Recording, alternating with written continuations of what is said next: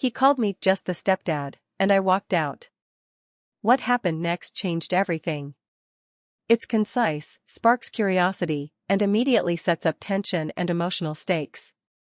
The day started like any other, yet carried a weight that made each step feel heavier than usual. I drove up to the wedding venue, a charming country estate bathed in soft morning sunlight. The manicured gardens glimmered with dew, and the floral arrangements scattered throughout the courtyard promised a day of celebration and joy. From the moment I stepped out of the car, the scent of roses and fresh-cut grass wrapped around me like a gentle embrace, a stark contrast to the anxiety gnawing in my chest. I adjusted my tie for what must have been the 100th time and glanced at the reflection in the polished glass doors. 30 minutes ago, I would have told myself I looked fine, but standing there now, watching guests arrive and laughter spill through the open hallways, I felt exposed. Proud, yes, undeniably proud of my daughter in her wedding dress, but also painfully aware of the invisible line between us. I had raised her, guided her through scraped knees and broken hearts, yet the world saw me as just the stepdad. That phrase, though unspoken until later, already hovered like a shadow over the celebration. Inside, the hall buzzed with excitement. Long tables dressed in ivory linens gleamed under warm chandeliers, and guests were caught in a soft whirl of greetings, handshakes, and embraces. I noticed my daughter moving gracefully among them, radiant and laughing, her eyes lighting up with every compliment. My chest swelled with pride, but an undercurrent of wistfulness tugged at me. I had seen every milestone in her life, but moments like this, where the world celebrated her independence, reminded me that my role was always slightly apart, slightly outside the center of attention. As I navigated the crowd, I caught sight of her mother. Our eyes met briefly, and a subtle tension lingered in that glance, a mixture of familiarity, unspoken history, and perhaps a trace of regret. The years had softened her features, yet her elegance and confidence remained, a quiet command of the room that I had once admired deeply. There was a time when our conversations had been effortless, but now there was a careful politeness in her smile, a line of restraint in her posture. The sensory details of the day were overwhelming, the soft rustle of silk dresses brushing against each other, the delicate clinking of champagne glasses, the muted laughter of guests mingling under the afternoon sun. Each touch, each glance, carried weight. A friend brushed my shoulder in passing, and I noticed how small gestures suddenly felt amplified, as if every connection was a reminder of the bonds I had helped build and the distance that still lingered. I found a quiet corner by the flower-laden veranda, letting the warmth of the sun seep through my suit. My mind wandered through memories, teaching her to ride a bike, staying up late helping with homework, cheering at her first recital. Each memory was a thread, weaving the tapestry of a love that had never sought recognition, only the joy of being part of her life. And yet, the whisper of doubt crept in, would she, or anyone else here, truly see the heart that had been quietly shaping hers for so many years? The calm before the ceremony was deceptive. Laughter, music, and celebration masked a simmering tension I couldn't yet name, but it was there, palpable, like the pause before a storm. And in that moment, standing alone among the flowers and soft chatter, I felt the first flicker of the emotional upheaval that this day would bring, a flicker that would soon grow into a force capable of shaking everything I thought I knew about love, family, and my place in both. The hall was alive with chatter and laughter, but my mind drifted backward, carried by memories that felt like whispers from another lifetime. I watched my daughter across the room, radiant and confident in her wedding gown, and a quiet ache settled in my chest.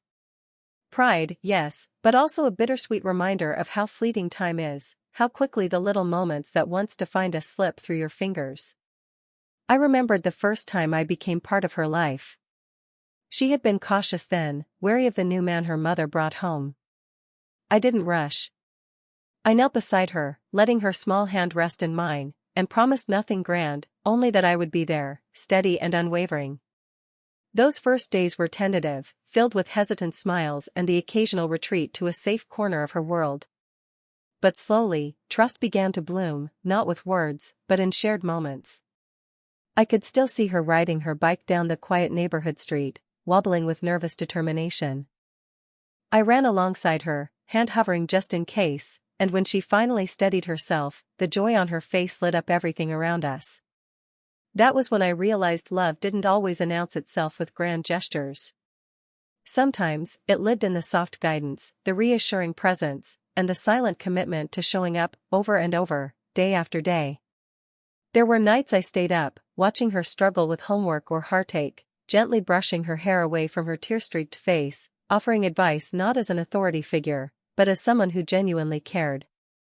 I remembered the countless evenings spent helping with school projects, the way her small hand would squeeze mine when she succeeded, and the quiet pride in her mother's eyes when she noticed our bond growing. And yet, there was always the quiet awareness that I would never fully replace the role of a father.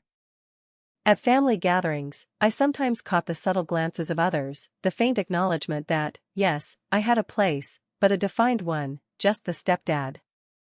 I didn't resent it. I understood it. Love didn't demand recognition, not always. It thrived in the space between expectation and reality, in the consistency of showing up, in the warmth of a hand resting on a shoulder or a brief, lingering hug. Today, seeing her surrounded by family and friends, the echoes of those tender moments were louder than ever. Every laugh, every joyful tear reminded me of the bond we had built quietly over years. And though the world might label me as just the stepdad, I knew, in the deepest corners of my heart, that love wasn't about titles. It was about the countless unseen gestures, the late-night talks, the comfort during storms, and the unwavering presence through the small and large moments alike. The sunlight filtering through the hall caught the shimmer of her dress, and for a fleeting second, it felt like all those years of quiet devotion were reflected back at me. In that instant, I allowed myself a small, almost guilty pride. I had loved without expectation, protected without hesitation, and guided without claiming. And as the music swelled and the guests cheered, I realized that my love, patient, steady, and enduring, had shaped her world more than any title ever could. The soft strains of the wedding music filled the hall, gentle and melodic, yet each note seemed to echo louder in my chest than in the room. Guests were settling into their seats, conversations dying down as the ceremony was about to begin. I adjusted my jacket for what felt like the 10th time, though it didn't matter. My nerves weren't about my appearance, they were about the fragile thread of perception I had woven over years, the delicate balance between being a stepdad, a protector, and someone quietly in love with the family he had helped nurture. From my seat near the back, I watched the world move in a way that both fascinated and unsettled me. Friends and relatives exchanged polite greetings, laughter rippled across tables, and yet I noticed the small, almost imperceptible glances aimed in my direction. A whisper here, a brief pause in a conversation there, subtle acknowledgments that I existed in the edges of their perception, not fully inside, not fully outside. The term stepdad lingered in my mind like a shadow I couldn't quite shake. The bride, my daughter, entered the room. Every eye turned to her as she floated down the aisle, radiant and serene. My chest swelled, pride and protectiveness entwined in a knot I could feel tightening. I wanted to stand, to cheer, to rush to her side, but I remained seated, my hands resting lightly on my knees, as if by keeping still I could contain the whirlwind of emotion inside me. Her mother's gaze met mine for a fleeting second, a mix of warmth, nostalgia, and something unreadable. A pang of unspoken history tightened my throat. I tried to focus on the ceremony itself, on the vows and the gentle music, but the world around me hummed with subtle tension. Guests shifted in their seats, some exchanging glances that seemed to ask silent questions about my place there. I could feel it, the tiny judgments, the social undercurrents that reminded me I was always different in this family tableau. I clenched my jaw briefly, forcing myself to breathe slowly, to ground myself in the moment for my daughter's sake. The sensory details were overwhelming. The delicate scent of lilies and roses filled the air, mingling with the faint aroma of fresh bread and champagne. The polished floor reflected the light streaming through the tall windows, scattering golden patterns across the room. I noticed how the sunlight kissed my daughter's hair as she paused to smile at her partner, the gentle sway of her dress brushing against the aisle carpet. Every detail was a reminder of her beauty, her happiness, and my quiet, protective role in it. A subtle, unspoken tension wove through the air, one I could almost touch. The way a guest's hand lingered on an armrest, the pause before a toast, the quiet exchange between my ex-wife and her family, everything hinted at underlying judgments, unspoken opinions, and the fragile balance of perception I had long navigated as the other man in this family dynamic. As the ceremony progressed, I reminded myself why I was here, not for recognition, not for approval, but for her. Every small gesture, every attentive glance, every quiet presence over the years had led to this moment. And yet, I could not escape the gnawing awareness that a storm, emotional and inevitable, was quietly brewing just beneath the polished surface of this celebration. The reception was in full swing. Laughter and music filled the grand hall, clinking glasses, and the soft chatter of family and friends creating a warm, celebratory hum. I had tried to anchor myself, taking slow sips of champagne and smiling politely at those who passed by. I wanted to be present, to celebrate my daughter's happiness, yet a quiet anxiety had settled deep in my chest. It was the familiar shadow of insecurity I had carried for years, the unspoken awareness that, no matter how much love I had poured into her life, some people would always see me as just the stepdad. And then it happened. Her mother's voice cut through the air, deliberate and sharp, carrying a weight that silenced nearby conversations. "He's just the stepdad," she said, loud enough for everyone within earshot. Time seemed to slow. The laughter froze mid-laughter, glasses paused mid-air, and for a heartbeat, the hall felt empty except for those words. My chest tightened. Shock and disbelief collided with a profound ache that seemed to squeeze the air from my lungs. I could feel the warmth rush to my face, a blush not of pride but of humiliation. My hands clenched unconsciously at my sides. I wanted to respond, to defend myself, to remind everyone of the years of care, love, and devotion I had quietly given. But the words stuck in my throat, choked by the weight of the moment and the presence of everyone watching. I saw the flicker of confusion and concern on my daughter's face, the subtle shift in her posture as she glanced between her mother and me. Guests exchanged awkward looks, whispering behind their hands. Some cast sympathetic glances in my direction, while others seemed amused, as if witnessing a private dispute play out publicly. Every reaction felt amplified, each one striking a nerve that had long lain dormant, a reminder of the fragile perception I had always navigated.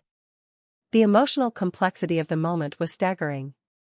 I loved my daughter fiercely, had nurtured her through scraped knees and broken hearts, had been present for birthdays, school plays, and late-night conversations about dreams and fears.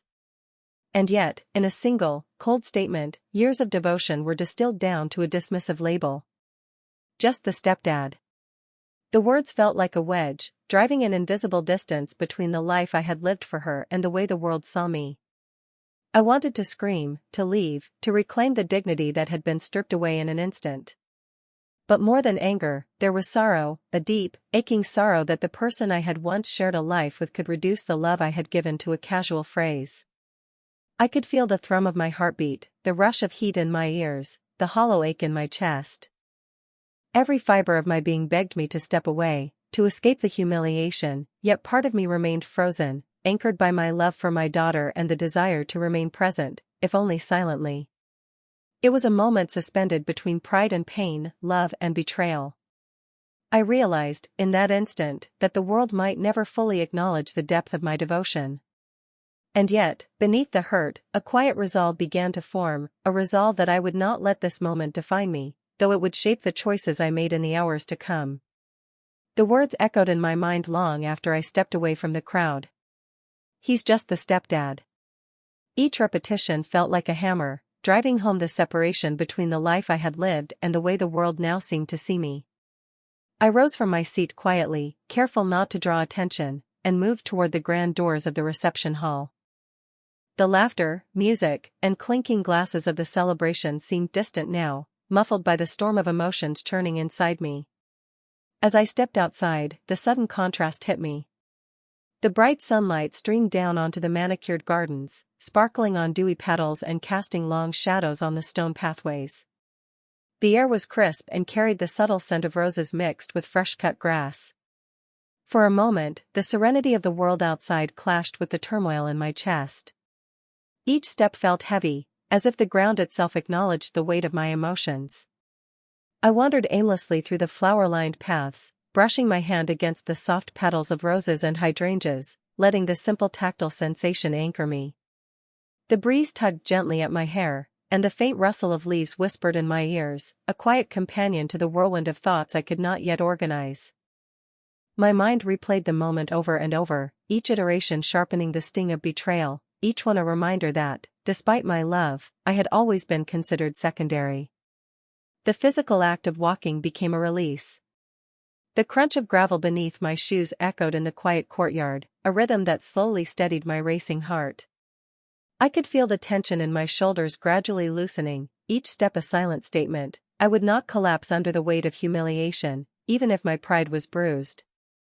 The sunlight warmed my face, yet I felt a chill, a hollow ache in my chest that refused to be soothed. Memories surfaced unbidden, teaching her to ride her bike on quiet summer mornings, staying up late to help with homework, comforting her through heartbreaks both large and small. Each memory was a thread, weaving a tapestry of love that no one else could fully see. And yet, here I was, outside the hall, alone, letting the world continue its celebration without me. The juxtaposition was painful. The life I had invested in, recognized in fleeting glances and small gestures, suddenly minimized in a single public comment. As I walked further from the hall, the evening light softened into a golden glow. Shadows stretched across the gardens, mirroring the emotional shadows inside me. My chest ached, not just from humiliation but from the complicated mix of love, loyalty, and heartbreak. I wanted to scream, to confront, to reclaim my place, but I knew that doing so would only unravel the fragile balance of the day. Silence became my refuge, a quiet, deliberate choice to step back, to let the storm pass, and to process the layers of pain, pride, and love that swirled within me. In that quiet solitude, I realized something vital. Walking away wasn't surrender. It was clarity. Each step away from the hall was a step toward understanding my own worth, toward acknowledging the depth of my love, and toward preparing for the emotional confrontation that would inevitably come. The world could label me just the stepdad, but I knew the truth. The love I had given, the bond one had forged, and the impact I had made could not be erased by a single phrase. I wandered further from the wedding venue, letting the sounds of laughter and celebration fade behind me. The air was cooler now, tinged with the scent of evening dew and the faint smoke of distant chimneys. Streetlights flickered to life along quiet roads, casting soft pools of light across the pavement. In the solitude of these empty streets, I finally allowed myself to feel the weight of what had happened, the words that had cut deeper than any argument could. He's just the stepdad. I found a bench by a small, still pond and sat, letting the cool wood press against my palms. The water mirrored the fading sky, reflecting streaks of pink and gold that seemed almost unreal, and yet, it felt comforting in its quiet constancy. I traced ripples with a finger, watching them spread and vanish, and for a moment, I envied the simplicity of the water, how it could absorb disturbances and yet remain unchanged. Could I find that kind of calm within myself? Memories surfaced, vivid and bittersweet. I remembered teaching her to ride a bike, cheering at her first recital, consoling her over heartbreaks that had felt monumental at the time. I remembered the countless nights sitting by her bed, reading stories until her eyes closed in trust, the gentle squeeze of her small hand as she fell asleep. Each memory was a thread of the tapestry I had woven quietly over years, a love that had asked nothing in return. And now, in a single phrase at her wedding, the world seemed determined to minimize it. Yet as I reflected, another layer of emotion began to emerge, gratitude. Despite the sting of humiliation, I realized how much I had truly been a part of her life. I had guided her, nurtured her, loved her without expectation. I had been there for every triumph and every stumble. And even if the world outside labeled me just the stepdad, she knew the truth. That knowledge, silent, unspoken, was a balm to my wounded pride. The evening air wrapped around me, cool and soothing, and I let my thoughts wander to her mother. I remembered why I had loved her, the quiet strength, the grace under pressure, the soft vulnerability she occasionally allowed only me to see. There was a pang of old affection, tinged with disappointment, but I also felt clarity. Some bonds, though deep and meaningful, were never meant to be reclaimed in the ways we hope. My place was here, in the life I had built with my daughter, in the moments that truly mattered, not in the approval of words spoken in passing. I leaned back on the bench, eyes fixed on the reflection of stars beginning to pierce the night sky. Time seemed to slow. For the first time that evening, I felt a sense of peace amid the turmoil. I understood that love isn't measured by recognition, applause, or titles. It's measured by presence, by consistency, by the quiet moments that shape someone's life forever. Hours passed like minutes, and by the time I returned to the venue, my chest felt lighter.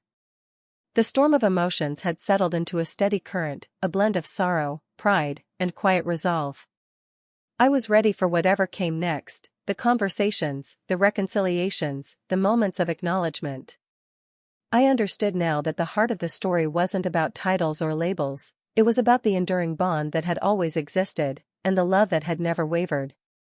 By the time I returned to the wedding hall, the energy inside had shifted.